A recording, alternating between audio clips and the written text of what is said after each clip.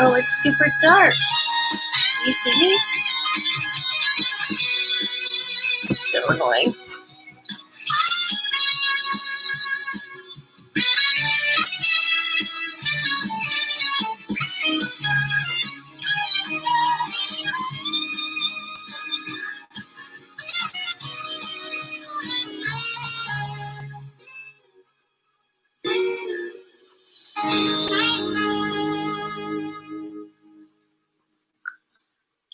Hello, people of the planet. Welcome back to my channel.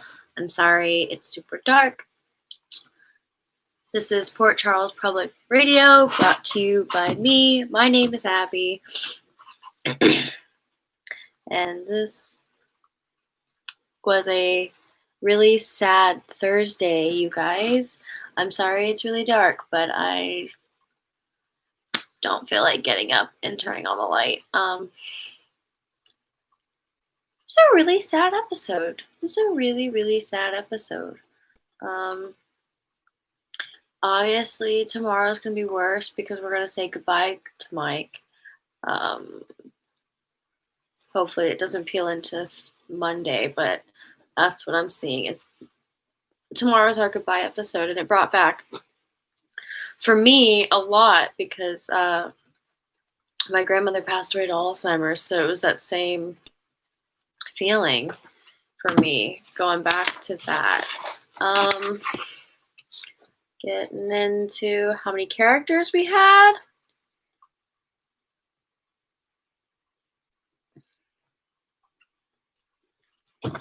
Plus the jeweler, 16 people. Wow, what a day. You guys, I'm going to look up Chipping Campden, England, because that is where they went for Holly's memorial, and I thought, Chipping Campden, England, what a unique sounding place. I'm going to have to look that up and see what that's about later. So I guess Olivia has just decided that she does not need to go back home already and go help Ned and Brooklyn and all the Quartermains. She just doesn't need to be a part of that. She's going to go help Robert for some. He helped her. I mean, she's helping him, even though, like, she went with him to the memorial. I guess that's not enough. Not sure what that's about. I know I can see myself, and it's because I'm trying to use the brightness here, because if not, I guess it's still dark. Anyway, yeah, wow. Is just going on the mission, and I guess Robert's gonna let her, even though she has like no spy experience whatsoever. Just gonna take Olivia on. Stupid. Her scenes with Dante, I wanted to get on and talk about them, but I didn't because I'm lazy. Anyway, those were so gut-wrenching and just very, very stupid. I don't understand why we're watching Dante say that he's decided to do the work to get better finally, and then he can't see his mother because he doesn't want her. Like, whatever. What the fuck ever. I don't care. So it's just, can we move on from that? Can we just not talk about Dante anymore? If this is I know this is the scene, or this is the way we're gonna do, not the scene, the story, this is how we're gonna do the story, but I think it's dumb. And if we could talk about Sonny and all of that next, just to get it out of the way. Mike is passing away, and Carly being there was good for Sonny. Jocelyn showing up at the nick of time was good. I was waiting for Michael's entrance. I guess that will be for tomorrow. But it was super hard to watch, and I'm really glad that Stella came through for Mike. Cameron and Dev left off on I think Jocelyn likes me scene. So maybe we'll get in that later, but like, I guess Cam knew it was instant. There was a difference with Jocelyn. kind of just noticed instantly that something had changed in Jocelyn. So that was quick. I like how that developed quickly, and we're not like dicking around with it like we are with Nick and Liz and Ava and Franco. I don't understand why Liz and Franco are like deciding that they're going to talk to the other person right now and like let their marriage get ruined because they had figured out that the other two was weaseling them. So I guess they're letting them do it. And they just let this like kiss happen so they could tell each other that they did it at the same time. And no one is like gonna win this, I guess, is what they're planning to do. But that's like super butting into the marriage. Um, I don't know. I don't understand like what that is, but I definitely felt the social distancing was like alive during their scenes. I'm not sure why. I guess because I realized it was like, oh, we very much are playing like two by two. I don't see a lot of groups here. And then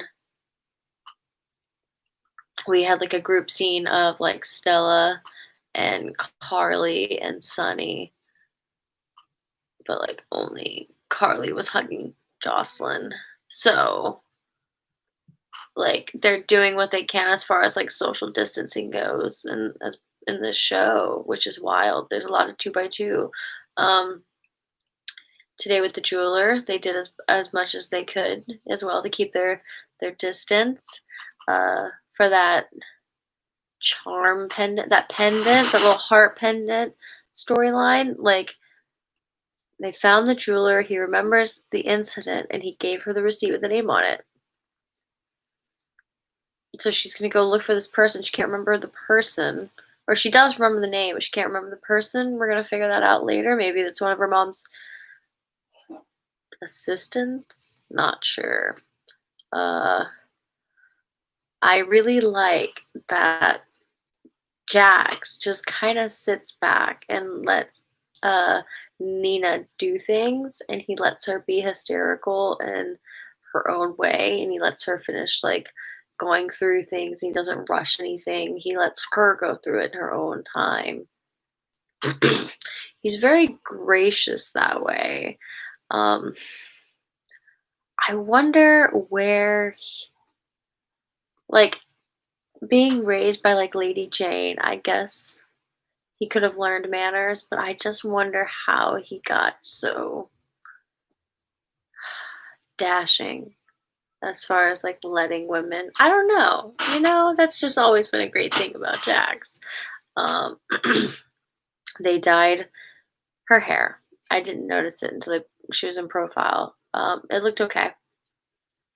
Like it took me a second to realize that she was no longer like a dirty blonde or had low lights. That she was just going full blonde, and it worked. I think for her.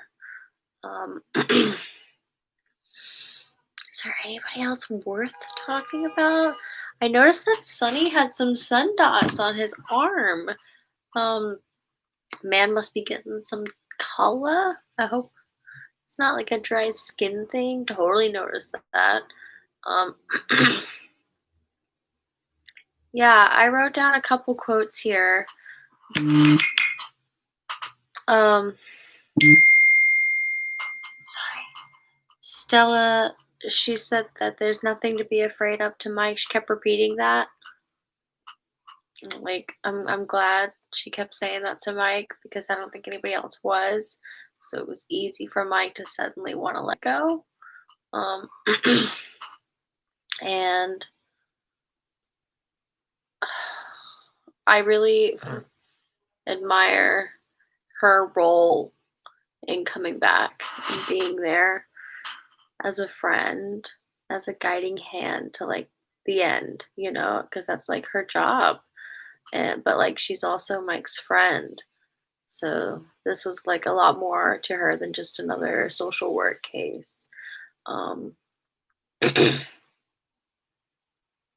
Watching that episode, I keep going back to it. Tomorrow's gonna be hard watching it. I'm gonna call my mom, tell her I love her later, And I really wrote down when Ava was talking about how like it's upsetting that Franco has to like conform to Elizabeth's soccer mom ideas and not be like the free spirit artist man that he is. And it's like, yo, he totally decided to conform to being like a soccer dad, like instantly. Nina wanted a baby, and he was like, no, no baby for me. But he fell in love with Elizabeth, knowing that this like angel he fell in love with had three boys. He was okay with it. I think because he didn't have to birth the kids. He was like, yeah, they're cool. I like this one. I like Jake. So like he conformed pretty quickly. He knows his role. This is such a late storyline for them that they're just like drudging up to like give Nicholas something to do. It's super frustrating.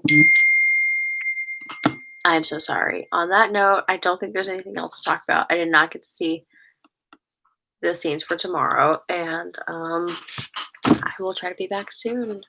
You guys, thanks for listening.